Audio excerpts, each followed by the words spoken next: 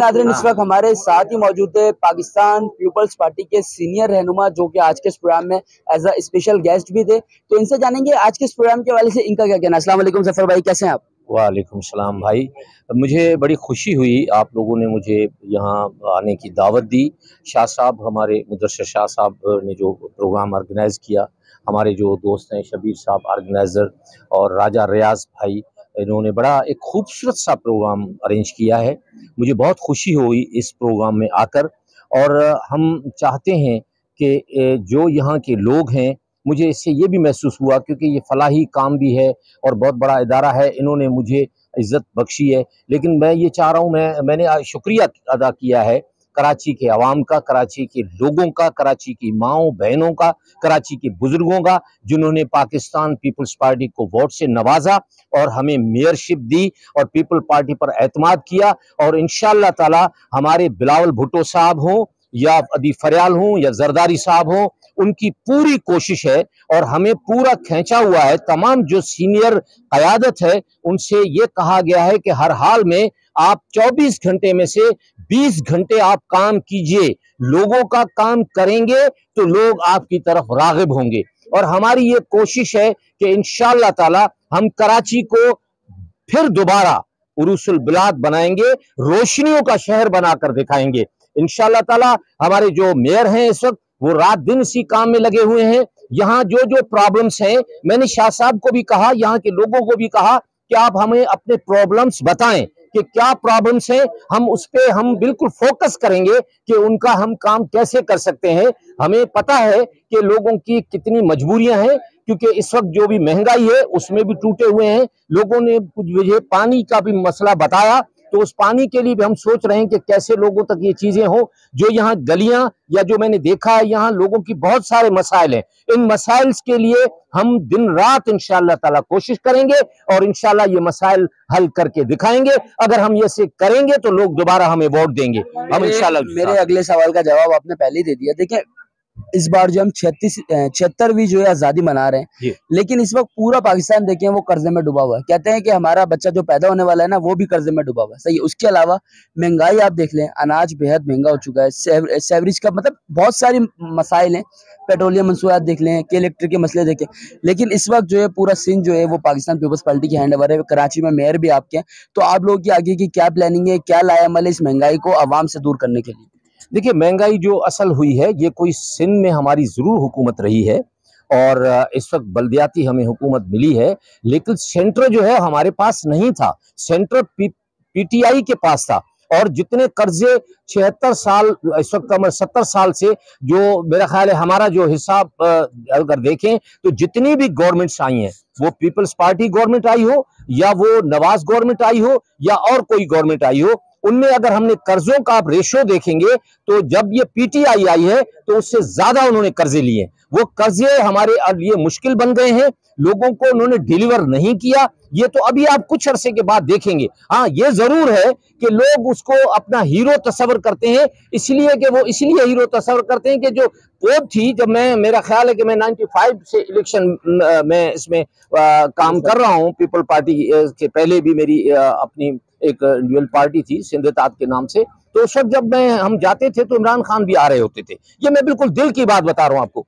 तो वो चंद लड़के बैठे होते थे 10, 20, 50, और हम जब आ रहे होते थे तो हम हजारों में लोग होते थे, सैकड़ों में तो थे ही थे। तो मुझसे पूछते थे कि साहब, ये इमरान खान इतना बड़ा अवार्ड भी जीत कर आया है, इतना मतलब उन्होंने क्रिकेट में इतना नाम पैदा किया, लोग क्यों नहीं जा रहे? मैंने कहा, लोग, बच्चे जो हैं वो जब जवान होंगे 20 साल के बाद, 25 साल के बाद, वो इसको हीरो तस्वर करेंगे। अब के लोग नहीं करेंगे। तो वो बच्चे जवान हो गए हैं, वो अभी इसको हीरो ही समझ रहे हैं, लेकिन प्रैक्टिकलिटी तो कुछ नहीं है ना। उसका आप रिजल्ट देखें तो जब आप फिगर्स देखेंगे तो उन फिगर्स में आपको महसूस होगा कि महंगाई आई कहां से। लेकिन ये जब महंगाई आई है तो वो उसके आफ्टर इफेक्ट्स होते हैं ना, कि एक आप जहाजों के मालिक हैं, ये साथ में समंदर है और वो जहाज आपका डूब जाता है तो उसी दिन आपको परेशानी नहीं होगी। परेशानी आपको कुछ अरसे के बाद होगी, जब उसके इफेक्ट्स आएंगे, जब लोग कर्जदार उस जहाज में जो आपने कर्जे लिए होंगे वो बाद में खुलेंगे, लोग आपको पकड़ेंगे बाद में, अभी उसी वक्त जिस दिन डूबेगा उस दिन तो आपको ये जरूर तकलीफ होगी कि आज जहाज डूब गया है, ये परेशानी जरूर होगी, लेकिन जो इफेक्ट्स, जो आपको नुकसानात का अंदाजा होगा वो कुछ अरसे के बाद होगा। तो अब ये हमें अभी अंदाजा हो रहा है कि हम बिल्कुल कर्जों में डूब गए हैं, उसको निकालना बड़ा मुश्किल है। तो इंशाअल्लाह ताला सब मिलकर इसको कोशिश करेंगे अगर हम, तो इस मसले से हम इंशाअल्लाह ताला निकल आएंगे। लोगों का फर्ज बनता है कि जिसको भी वोट दें वो पहले देखें उनकी कारकर्दगी क्या है। अगर कारकर्दगी पर वोट लोग देंगे तो ये पाकिस्तान फिर खड़ा हो, पाकिस्तान होगा तो पाकिस्तान है तो हम हैं, अगर पाकिस्तान नहीं है तो हम कुछ भी नहीं है। चलें बैक टू द प्रोग्राम, दोबारा प्रोग्राम ज्वाइन करते हैं। National peace alliance council of Pakistan में आपको एज अभी चीफ गेस्ट बुलाया गया है। पाकिस्तान पीपल्स पार्टी के सीनियर रहनुमा हैं आप, जफर जंडेर साहब, और आपको जिन्होंने इनवाइट किया मुदस्सिर हुसैन शाह साहब ने।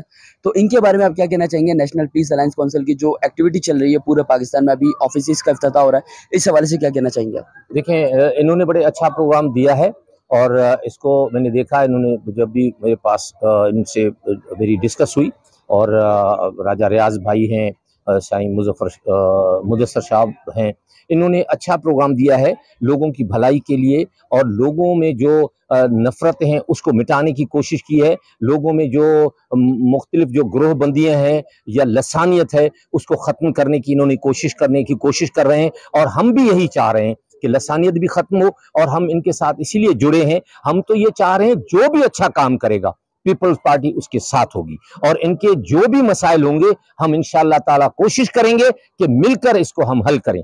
ये उनकी मेहरबानी है। बिलखुसूस आज 76वीं आज़ादी हम मना रहे हैं इस वक्त आंच न्यूज़ के प्लेटफॉर्म के जरिए, जो हमारे नाज़रीन और पूरा पाकिस्तान जो आपको देख रहा है, उन्हें क्या मैसेज डिलीवर करेंगे जश्न आज़ादी के मौके पर?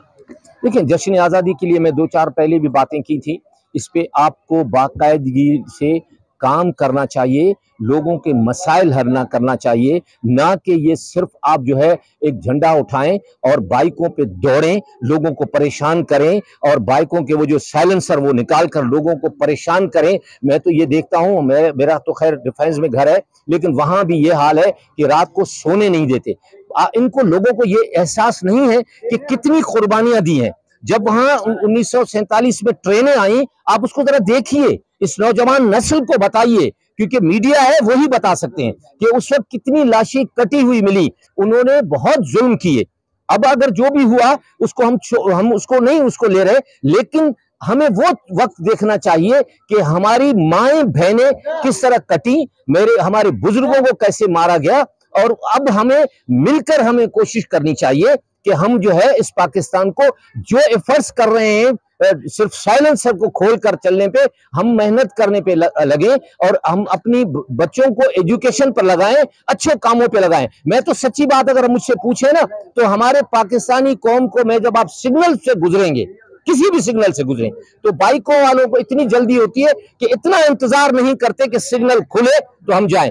और वो उनको मैं ये देखता हूं कि कई लोग, आप हॉस्पिटल्स में जाएं, आप मीडिया के लोग हैं, कई लोग गिरे हुए पड़े हुए होते हैं। लेकिन मैं एक मेरे दोस्त से, मैं छोटी सी एक बात बताऊं कि मैं दुबई गया, वो मेरे दोस्त से, वो बड़ा स्पीड से सिग्नल तोड़ते थे, तो रात को मेरी फ्लाइट थी 3 बजे, मैंने उनको कहा कि यार ये तो लेट हो रहे हैं, आप चलें, ये बिल्कुल कोई बंदा ही नहीं है कोई रोड पे। उस जगह मैं नहीं चल सकता। हमारे वही पाकिस्तानी वहां जाकर उन चीजों को फॉलो करते हैं, यहां आकर हमारे सिस्टम को तोड़ते हैं। ये गलत बात है। मैं इनको मैसेज दूंगा कि आप जो है वो पाकिस्तान पे करें। मुझे तो ऐसे लगता है कि सिर्फ इनको दौड़ने की जल्दी है। वो रोडों पे आप देखेंगे ना, आप जब जाएं तो रोडों में सिर्फ जो है सिग्नल तोड़कर दौड़ते हैं। हमारी ख्वाहिश है और कोशिश है ताकि आपके थ्रू मेरा ये पैगाम जाए कि लोगों को इन्वायरमेंट ये दें कि भाई आप तसल्ली से 1 मिनट आगे पीछे ना पहुंचने से पहुंचना बेहतर है।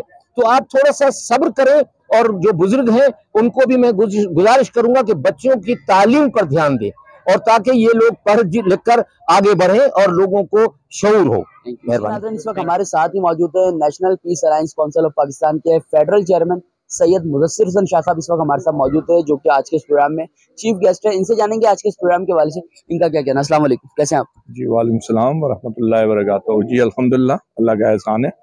क्या कहना चाहेंगे आज के इस प्रोग्राम के वाले से, जो कि 14 अगस्त के मौके पे रखा गया? देखिए जी, ये प्रोग्राम जो रखा गया है, ये एक तो बड़ी खूबसूरत दिन रखा गया है 14 अगस्त, और इस प्रोग्राम में जो हमने तरतीब राजा रियाज भाई ने दी है, रजा भाई और जो इस इलाके के लोगों ने मिलकर तरतीब दी है, कौमी अमन इत्तेहाद कौंसिल ऑफ पाकिस्तान, यानी कि इस ऑफिस भी एक कायम किया गया इलाके में मसाइल के बारे में, इलाके के मसाइल के हवाले से ऑफिस भी कायम किया गया है और इस इलाके के जो मामलात हैं उनको भी देखा जाएगा इंशाल्लाह। और हुकूमत के साथ जैसे शाना बशाना काम करते आए हैं, इस टाइम से आप देखते आ रहे हैं, Qaumi Aman Ittehad council of Pakistan, government of Pakistan के साथ बिल्कुल अपने इदारों के साथ और गवर्नमेंट के साथ मिलकर काम कर रही है और अब भी करते रहेंगे। ये कोई NGO या वेलफेयर तो है नहीं कि जिसमें हम चंदा लेंगे। ये गवर्नमेंट ऑफ पाकिस्तान के साथ शाना बशाना काम कर रही है और करती रहेगी। और खास करके पाकिस्तान आर्मी के साथ तो बिल्कुल ऐसे खड़े हैं कि जैसे हम बिल्कुल तैयार बिस्तरे बांध के खड़े हैं। जब भी कोई जरूरत पड़ेगी, कौमी अमन इत्तेहाद का हर वो ओहदेदारान कारकुन पाक आर्मी के लिए खड़ा है, शाना बशाना और वतन अजीज के लिए खड़ा है। और इस आज़ादी के लिए मैं एक बात कहूँगा कि 1 करोड़ मुसलमानों की जान गई है और ये पाकिस्तान बना है। ये तादाद को नोट कर लीजिएगा, बार बार आप लोग उलझ रहे हैं।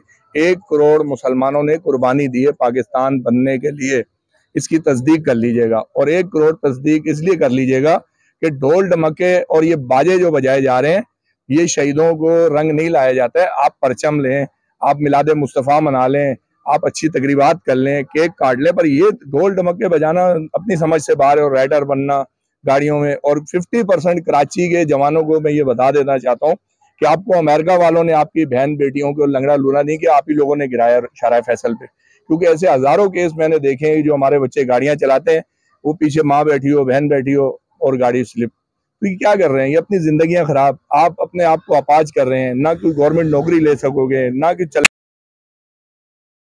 को वन व्हीलिंग से थोड़ा गुरेज करें और गवर्नमेंट का साथ दिया करें। जब गवर्नमेंट किसी चीज पे पाबंदी लगाती है तो आपकी भलाई के लिए लगाती है, आपकी अच्छाई के लिए लगाई जा रही है पाबंदी। इसलिए नहीं लगाई जा रही है कि हम आप पे जुल्म करवा रहे हैं। तो अच्छाई के साथ आप तरीका ये है कि जब आप करोगे तो आपके बच्चे आगे फिर वो जो है उसी तरह लायमल है ये दुनिया का। इसलिए सारे मिलके इसमें थोड़ा ताउन किया करें, पुलिस के साथ, अपने इदारों के साथ, रेंजर पुलिस, इनको खास करके इनके साथ ताउन किया करें। ये खास करके वन व्हीलिंग वाला सिस्टम तो मेरी समझ से बाहर है। इससे तो मैं बिल्कुल सख्ती से कहूंगा कि इसके ऊपर तमाम वालदैन को भी कहूंगा कि वो भी देखें। अगर ये थोड़ी पुलिस या रेंजर का काम है, ये वालदैन का काम भी है कि उनका बच्चा बाहर निकलता है गाड़ी लेके, कम उम्र होता है और वो उनको पता ही नहीं होता गाड़ी लेके कब निकला। बस जी बहन, थैंक यू, शुक्रिया। अच्छा नाज़रीन, अब हमारे साथ ही मौजूद है नेशनल पीस अलायंस के जो है रुकून भी मौजूद है, तो इनसे भी जानेंगे आज के इस प्रोग्राम के हवाले से इनका क्या कहना है। जी बिस्मिल्लाहिर्रहमानिर्रहीम। अल्हम्दुलिल्लाह, आज हम यहाँ पर इलियास गोट में कौमी अमन इत्तेहाद कौंसिल ऑफ पाकिस्तान की जानिब से जो दफ्तर का इफ्तिताह किया जा रहा है और 14 अगस्त पे जो ये फंक्शन रखा है इन्होंने, इसमें हम मदऊ हैं। और यहाँ पर कौमी अमन इत्तेहाद कौंसिल के तमाम अरकान, ओहदेदारान और कारकुनान मौजूद हैं। तो हम यहाँ पर आए हैं इसी पैगाम को लेकर कि आप तमाम अहबाब, जितने भी लोग हैं जो मेरी आवाज़ को समाअत फरमा रहे हैं, मैं समझता हूँ कि जो शाह जी ने बात की है कि हम ज़्यादातर शोर शराबा करते हैं बाजे बजा कर और वन व्हीलिंग कर कर और दीगर लोगों को परेशान करके हम 14 अगस्त मना रहे होते हैं। मैं समझता हूँ कि ये हमारे अकाबिर ने ऐसा नहीं किया। जो लोग इतने शहीद हो गए, जो शौदा, फौज के शौदा हैं, पुलिस के शौदा हैं, रेंजर्स के शौदा हैं और अवामुन्नास है, कितनी अवाम है जो हज़ारों लाखों करोड़ों के हिसाब से शहीद हो गई इस 14 अगस्त इस पाकिस्तान को मारिज़ वजूद में लाने के लिए। और आज हम जो है वो शोर शराबा करके लोगों को ये पैगाम दे रहे होते हैं कि जनाब हम मुहिब्बे वतन पाकिस्तानी हैं। मैं समझता हूँ कि ऐसा नहीं होना चाहिए। हम मुहिब्बे वतन पाकिस्तानी जब होंगे जब हम अपने शौदा को खिराज अकीदत पेश करेंगे, उनको दुआओं में याद करेंगे, उनकी मग़फ़िरत की दुआ करेंगे। ये तमाम अहबाब इस बात को बगौर समझ लें कि हम कौमी अमन इत्तेहाद कौंसिल ऑफ पाकिस्तान कोई सियासी जमात नहीं है, कोई NGO नहीं है। ये एक वफाकी गवर्नमेंट सरकारी इदारा है जिससे वाबस्ता आप लोग मुंसलिक हो रहे हैं। आपके इलाके में कोई भी मसाइल होंगे, किसी किस्म की परेशानी होगी, तो हम इंशाअल्लाह आपके साथ शाना बशाना खड़े हैं। अल्लाह तबारक तआला आपका और हमारा हामी नाज़िर। इस वक्त मेरे साथ ही मौजूद है national peace alliance council of Pakistan के सिंध के यूथ विंग के जो है चेयरमैन है मसूद अंसारी, ये भी आज के इस प्रोग्राम में मौजूद है, तो इनसे जानेंगे इनका क्या कहना है। जी बहुत बहुत आप सबको पहले तो जश्न आज़ादी मुबारक। 74वां 76वां या 75वां, बात यह है कि हमने इससे सबक क्या हासिल किया। चलें हम तनकीद पर जाने से पहले थोड़ा सा जश्न मना लेते हैं कि हमारी उन कुर्बानियों के बाद हम लोगों ने ये मुल्क हासिल किया और आज हम लोग जिस तरीके से आज़ादी से रह रहे हैं। ये मेरे पास अभी पिछले कुछ दिनों बॉयकॉट की आई कि बॉयकॉट 14 अगस्त को बॉयकॉट किया जाए और ये दिल मेरा बड़ा डूबा। मैंने कहा बॉयकॉट करने का कोई कैसे सोच सकता है। आप जरा सा माजी पढ़ें, जरा सी हिस्ट्री पढ़ें तो आप शायद घंटों बैठ के रोएंगे जिस तरीके से लाशों की पामाली हुई और जिस तरीके से यह वतन हासिल किया गया। किसी मजहब वजहब से हट के आप अंग्रेज आपके ऊपर काबिज थे, वो आप उनको कुछ नहीं समझते थे। खैर उसके बाद अल्लाह पाक ने बड़ी कुर्बानियों के बाद ये वतन अजीज दिया, और बहुत सारी मुश्किलात आई, गो कि अभी भी आती रही हैं, मुश्किलात में घिरे हुए, लेकिन अभी भी आप बताऊं मैं आपको, अजान देने की आज़ादी, नमाज पढ़ने की आज़ादी, बच्चों को घूमने फिरने की आज़ादी, हमें आने जाने की आज़ादी, ये सारी आज़ादियां तो हैं भाई। अगर कोई काबिज होता, वो जुल्म और ज्यादती का, गुलामी का दौर, अगर हम जरा सा माजी, आप फिल्में ना देखें, या अगर आप किताबें नहीं पढ़ सकते, आप जो फीचर फिल्में बनी हुई हैं उन मूवीज को देख लें, अगर आप डॉक्यूमेंट्रीज को देख लें, तो आप शायद घंटों बैठकर रोएंगे और अल्लाह का शुक्र अदा करेंगे कि हमें आज़ादी मिली है। अल्हम्दुलिल्लाह हमें इसको मेंटेन करना है, सस्टेन करना है। मैं यूथ विंग, मुझे बड़ी बहस हो रही थी कि आप क्या ओहदा क्या लेना चाहेंगे, क्या करेंगे और आपको क्या।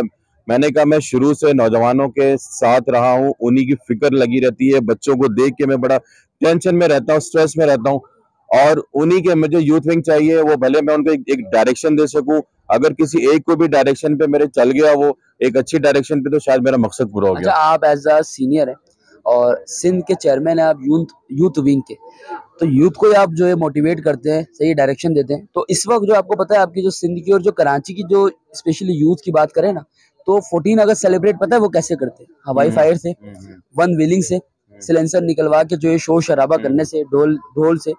तो यूथ विंग को कैसी डायरेक्शन देंगे आप, जो यूथ आपको देख रही है, क्या बताना चाहेंगे इस हवाले से? मैं देखिए यही बताना चाहूंगा, अभी हमारे इदारे के बहुत सीनियर ओहदेदारान, इन लोगों ने, चेयरमैन साहब ने भी शुक्रगुजार किया कि वन व्हीलिंग, हवाई फायरिंग, वट एवर, इस तरह की जो भी एक्टिविटी है जो जानलेवा या किसी भी तरीके से किसी एक बंदे के लिए भी नुकसान दे, भले फिर वो आपके लिए क्यों ना नुकसान दे, वो सख्ती से ममनू होनी चाहिए और हमें वो काम नहीं करना चाहिए। बहुत आसान सा फार्मूला है, और वो काम हमेशा करते रहनी है जिसकी वजह से सबको फायदा हो या कम से कम अपने आप को फायदा हो।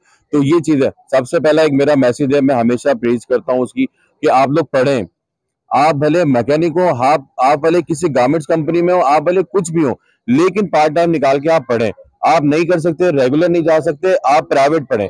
प्राइवेट भी नहीं पढ़ सकते, आप ट्यूशन पढ़ें, सालाना जाके पेपर दें, कम से कम अपने अंदर। और आपने एक साल की प्रैक्टिस बना ली ना कि आप पढ़ रहे हैं, आपको एग्जाम देना है, आई अश्योर यू, जिस तरह की नमाज की आदत है ना हमारे बड़े, और ये हकीकत में कि आप 4-5 नमाजें एक साथ पढ़ लें या छोड़ छोड़ करके कर लें, तो नमाज फिर आपको छोड़ती नहीं है। इसी तरीके से आप अगर एक साल पढ़ लें ना, तो आपको ये एजुकेशन पीछे ही नहीं छोड़ेगी, बोलेगी और पढ़ो और पढ़ो और पढ़ो, आप आगे निकलते चले जाएंगे। और पूरी दुनिया जो है ना तरक्की कर रही है, पड़ोस ममालिक को देख ले, मैं मिसालें देना अच्छा ही नहीं लगता है, दिल खून के आंसू होता है।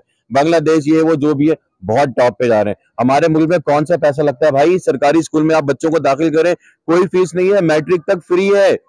आप प्राइवेट स्कूल में जा रहे, ठीक है, गवर्नमेंट स्कूल में आपको लगता है ना कि आप पढ़ाई अच्छी नहीं है, आप गवर्नमेंट में एडमिशन करवाएं, बच्चों को सुबह भेजें, आप ट्यूशन लगाएं। क्या आपको लगता है कि सरकारी स्कूलों में आज भी पढ़ाई मौजूद? मुझे लगता है सरकारी स्कूलों को देखिए, गवर्नमेंट स्कूल जो होते हैं, बाज़ औक़ात ऐसा मशीनरी गवर्नमेंट की ही होती है, लेकिन बाज़ औक़ात उससे प्राइवेट जो इंस्टीट्यूशंस हैं उन्होंने उसको अडॉप्ट किया होता है, और वहाँ की एजुकेशन की, मच्छर कॉलोनी की बच्ची, उसने टॉप करने के बाद उस फॉरेन से उसको स्कॉलरशिप आई, वो मच्छर कॉलोनी की बच्ची फॉरेन चली गई, उसको स्कॉलरशिप मिली। सो व्हाट इज दी, ये सारी हकीकत है, मैं कोई ख्याली की बातें नहीं कर रहा हूँ, ये सब देख रहा हूँ। यही मैसेज आप यूथ को है कि खुदारा पढ़ें। अरे भाई आप पूरे साल कुछ ना करें, शाम में कोई ट्यूटर पकड़ ले, बोले यार मुझे तुम पढ़ाओ, मुझे 9-10 का पेपर देना है, आप 9-10 का पेपर दे देंगे ना, लिटरली मैं आपसे कह रहा हूँ, आप बोलेंगे यार मैं तो मैट्रिक हो गया। अरे मैट्रिक हो गया, जब आप मैट्रिक हो जाने बोलेंगे यार मैं इंटर भी कर सकता हूँ इस तरह, तो फिर आपका लेवल और आपकी शख्सियत और आपका जो शहरी जिम्मेदारियां है ना, आपके अंदर वो उजागर होना शुरू हो जाएंगी। लिहाजा मेरा पहला और आखिरी मैसेज ये है कि भाई तालीम तालीम तालीम, बाकी कुछ भी नहीं है हम इसके बगैर। थैंक यू जी नाज़रीन, इस वक्त जो प्रोग्राम ऑर्गेनाइज किया गया है, ये शब्बीर हुसैन ने जो ये आज का प्रोग्राम ऑर्गेनाइज किया है, national peace alliance council of Pakistan की जानिब से जो है इन्हें डिस्ट्रिक्ट कोरंगी का प्रेसिडेंट जो है नॉमिनेट किया गया है। तो आज का प्रोग्राम इनके लिए भी था, तो इनसे जानेंगे इस प्रोग्राम के बारे में। जी, ये प्रोग्राम हमारे 14 अगस्त के हवाले से 14 अगस्त के हवाले से एक मैसेज है कि नौजवानों के लिए, बुजुर्गों के लिए और दोस्तों के लिए, तमाम अहले वतन के लिए, कि हम जो वन व्हीलिंग करते हैं और डांसों के प्रोग्राम, दीगर प्रोग्राम करते हैं, तो एक अच्छा प्रोग्राम ऑर्गेनाइज करने का मकसद यही था कि अगर हम चाहें तो इस तरह के प्रोग्राम ऑर्गेनाइज कर अपने लोगों को शऊर दे सकते हैं और उन्हें बता सकते हैं कि हम भी एक अच्छे पाकिस्तानी हैं और आज़ाद पाकिस्तानी। जी नाज़रीन, इस वक्त हमारे साथ ही मौजूद है सैयद साजिद हुसैन, जो कि national peace alliance council of Pakistan के जो है सिंध के चीफ कोऑर्डिनेटर है, जो कि इन्हें डेजिग्नेशन आज अलाउंस हुई है। तो इनसे जानेंगे इस डेजिग्नेशन के हवाले से क्या कहना चाहेंगे। जी, इंशाल्लाह ताला जो आज मुझे ओहदा दिया है यहाँ पर, और मेरी पूरी कोशिश होगी कि इसको बहुत अच्छे से अंदाज में इसको चलाऊं और संभालूं। और चूँकि आज पहला ही दिन है तो आहिस्ता आहिस्ता करके ज़रा मुझे आगे बढ़ने दें और फिर देखने दें, तो फिर मैं इंशाल्लाह आप लोगों को बताऊंगा। तो बस फिलहाल तो मैं यही चाहूँगा कि जितना अच्छा से अच्छा होगा मैं इस फर्म के लिए चलूँगा। जी नाज़रीन, इस वक्त हमारे साथ ही मौजूद है मुआज़ और विक्की।